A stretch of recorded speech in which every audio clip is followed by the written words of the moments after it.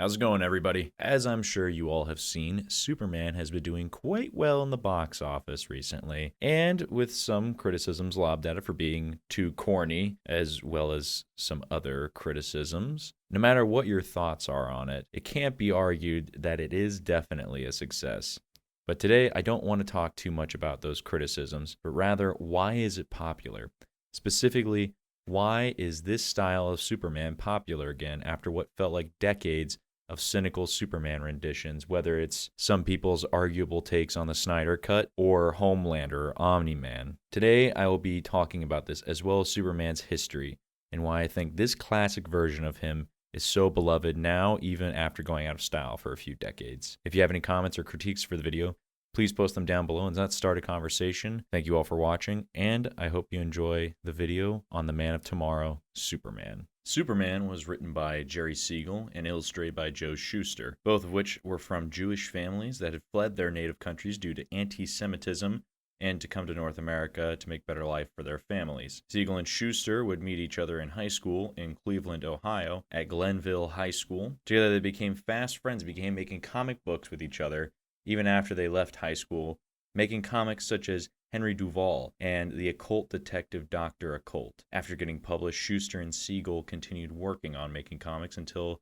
they made a story called The Reign of the Superman, which failed. But in 1934, after creating a character model to look like Harry Lloyd and Shuster himself, Superman was created. His origin of coming from Krypton, a destroyed world, all alone, was based off of how both Siegel and Shuster felt about their immigration to the United States and from their home countries as Jewish immigrants. It is argued that they made Superman an immigrant idol who wanted to fit into American culture as an immigrant coming from another world to relate to many Americans who were mostly from immigrant families themselves. When they first made the character and submitted it for publishing, it was actually denied by the company Consolidated, since they didn't make comic books anymore. But then, National Allied Publications, the primary precursor of DC Comics, finally published Action Comics #1. When maturity was reached, he discovered he could easily leap an eighth of a mile and hurdle a 20-story building, raise tremendous weights, and run faster than an express train.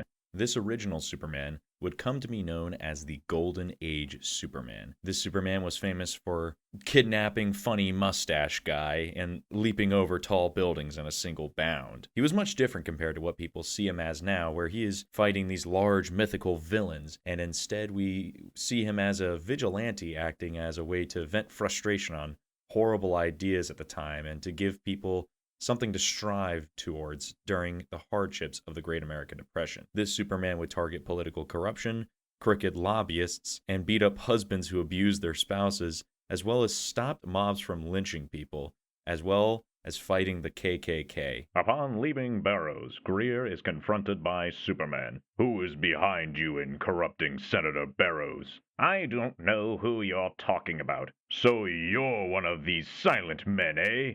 We'll see whether you'll talk.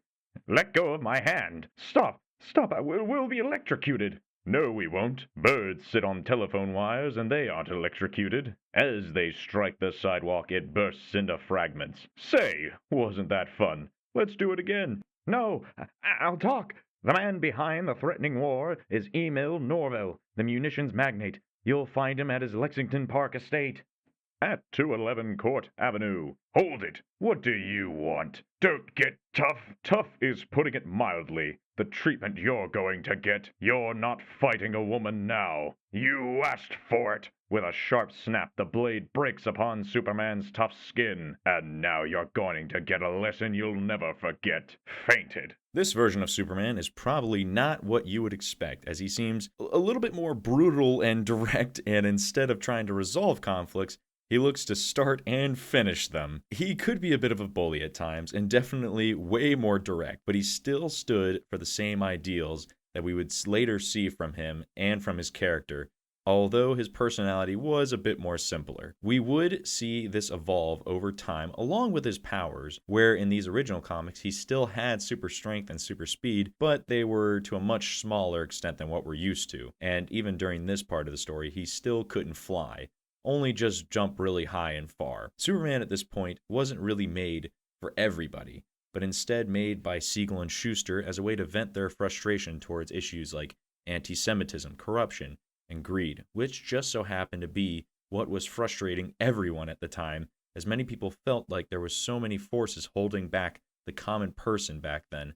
especially during the times of the Great Depression, recovery, and World War II. Back then, Superman was not the man of tomorrow quite yet, and was instead the champion of the oppressed. Some of the greatest hits of this championing of the oppressed is when he fought against the KKK in 1946, where Superman not only exposed the KKK for being the villainous organization they are, but made their membership drop immensely, destroying their image, which never recovered afterwards.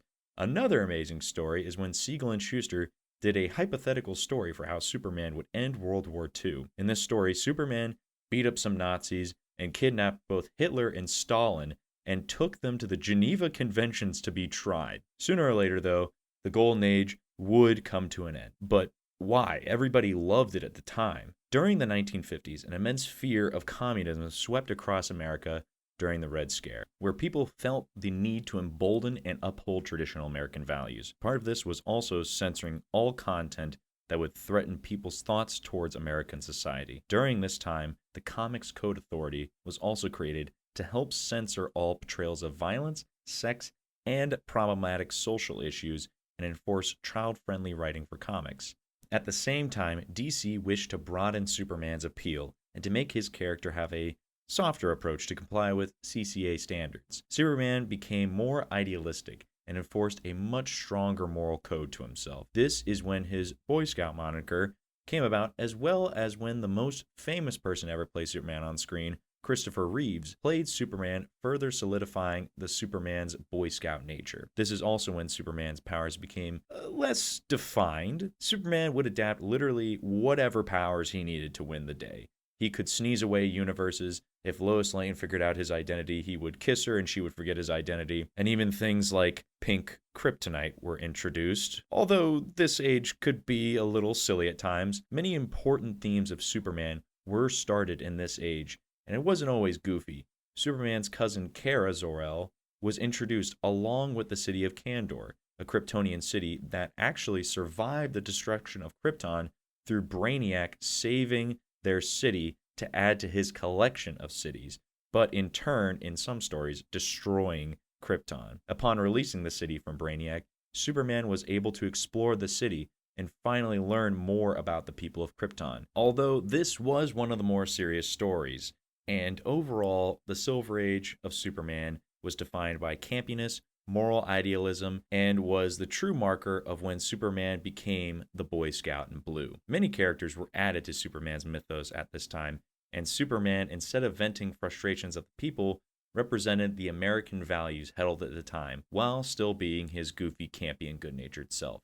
At this point now, Superman and DC Comics as a whole have been publishing for around 4 to 5 decades, and there was beginning to be so many different characters, stories, and canon/non-canon stories that new readers were beginning to feel intimidated about picking up any comic books, not knowing where to start. That is when one of the head writers, Marv Wolfman, had an idea to reset everything and to give readers a new jumping off point to read, unknowingly ending the Silver Age of comics along with the death of Gwen Stacy and Marvel. That event became known as Crisis on Infinite Earths. Crisis on Infinite Earths was a story discussing the very many different universes that had been created during the time of the Silver Age and how the entire multiverse was coming to an end. An extremely different tone change between the goofy and campy Silver Age as the Bronze Age began to shift to a more serious tone, knowing that many readers had at this point been growing up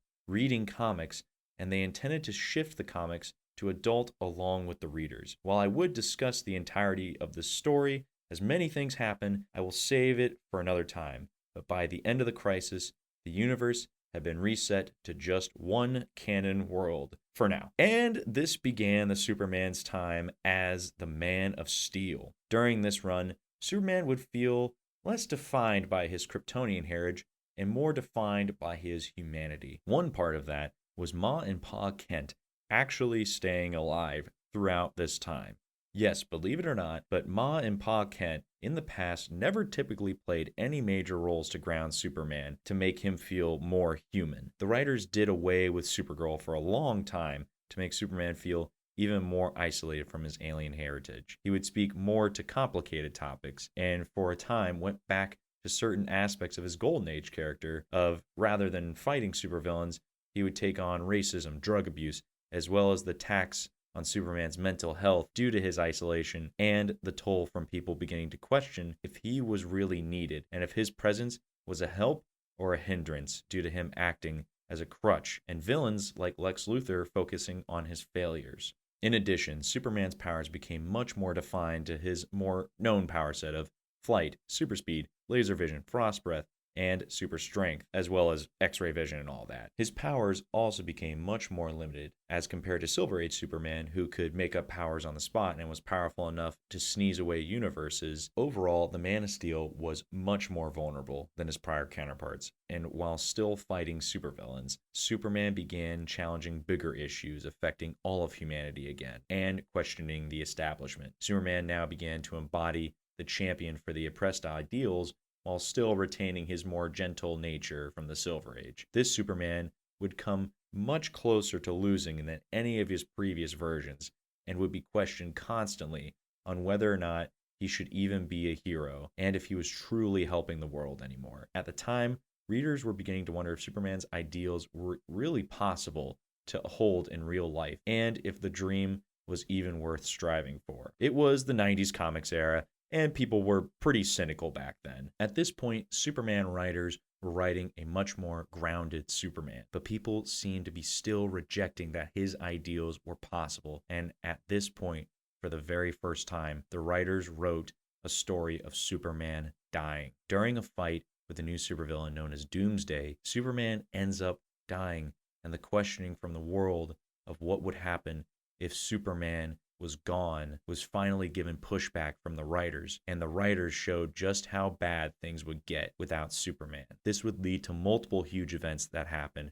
like Hal Jordan Green Lantern City being destroyed without there being a help of Superman, leading to Hal Jordan losing his mind, or The Reign of Superman, a story covering a bunch of basically posers trying to take Superman's place and showing just how special Superman really was, as not one of them could hold his ideals, or they would just take advantage, acting like him just trying to gain power. This comic series at the time showcased what made Superman so special. It wasn't how strong he was, but it was the fact that he truly believed in doing good for the world. And when he was gone, the world felt darker than ever. Most readers ended up having an overall negative reaction to it, as it was the most hyped up comic in a long time. But afterwards, the world just felt hopeless. And it also started the trend of heroes dying and then coming back, which Superman did. Surprise, surprise, he's alive. After a few months, Superman came back to defeat one of the evil Supermen who tried to take his place, known as Cyborg Superman, and returned in a black suit. 90s were an edgy time, sorry everybody. But sooner or later, Superman had returned back to his former self and in his red trunks and blue suit and all. But this was considered to be the end of the Bronze Age now, and we move on to the modern age, where Superman has many different writers and many different styles. But this is when his most famous story of all time came out, and his title as the Man of Tomorrow was finally cemented. I actually have a few favorite comics from this time period, like Superman versus the Elite and Kingdom Come. Kind of cheating since that's a Justice League story, but Superman was a major part of it. But the most important, I believe at least, comic book for Superman was All-Star Superman. This series covered a similar topic of Superman dying. Again, it's kind of dying, but whatever. But was the series to truly show off Superman's kind heart and his focus always on the future of the world. Learning that he was going to die soon, he still took his remaining time to spend with Lois and to work with younger heroes to try and make a brighter tomorrow. This comic even ends with Lex Luthor, his biggest hater, having a change of heart, where after attaining Superman's powers for a brief amount of time, he realizes that Superman has learned to face the crushing reality of his powers, revealing the truth of the universe to him, but he still chooses to be a good person at the end of the day. A quote from another story, Superman and the Elite, summarizes perfectly why Superman feels this way. If you think I'll just go to jail and rot, then you are living in a dream world. Good. Dreams save us. Dreams transform and lift us up into something better. And on my soul, I swear that until my dream of a world where dignity, honor, and justice are the reality we all share, I will never stop fighting, ever. This is also when many series of shows and movies came out, including Superman, the animated series, Justice League Unlimited, and the DCEU/DCU movies. While every age of Superman has been very defined about his influence in society or society's influences on Superman, in our current era, Superman is very dependent on the writer and what influences they draw from. Take Henry Cavill's Superman. He provided a more cynical take on Superman, who was more of a godlike being more than he was human, and how they were kind of setting up an evil Superman story by the end of the DCEU. This seems to be inspired by more of the end of the Bronze Age and from things like Injustice, the video game, where people didn't really see it as possible that Superman can be that powerful while still being good. While on the complete opposite end, you have something like Superman from the animated series, where he was definitely influenced by the end of the Silver Age and the beginning of the Bronze Age, where his powers are much more limited, and it was more focused on how he was more human than he was alien. Now, I'm sure you are expecting that I'm going to give a review of David Corenswet's Superman. I personally like the movie, but have been really taken aback by the divisiveness of this movie. Not that the movie has political takes, but much more on how there's a lot of polarization about the superhero movie around it on the internet and in Twitter and all that, from Zack Snyder fans to people calling it woke to the James Gunn fans responding back with some truly bad vitriol. Honestly, it is probably the saddest thing I have ever seen. I'm not gonna lie. This character is one about inspiring hope in others, of a dream for tomorrow, which the movie does, I believe, in a non-political manner. But people online are just spewing absolute hate at each other over this thing. People that act like this need to be better, especially when the character that they're arguing about in question is about being a better person and inspiring others to do good. We are in a time where Superman is being affected more by society than he is influencing society, I believe. We are in a time of polarization and divisiveness. So instead of there just being one interpretation of Superman, there are many interpretations of Superman. And I have to be honest here, seeing people at each other's throats over a fictional character who is supposed to inspire us to be better is just very disheartening to see. People can enjoy whatever they want to enjoy, and Superman has meant many things, but there is always one thing he has meant, whether it was the golden age or the modern age, and that was to fight to be better, fight to help others, and to raise people up rather than putting them down. Help others and cherish the humanity and life you have been given. There's something that I hope that people who watch these new Superman and DC films can do, or heck, anyone can do. And even if you see others who feel the need to bring people down, just know it's usually because those people are hurt, and two negatives will not make a positive, always.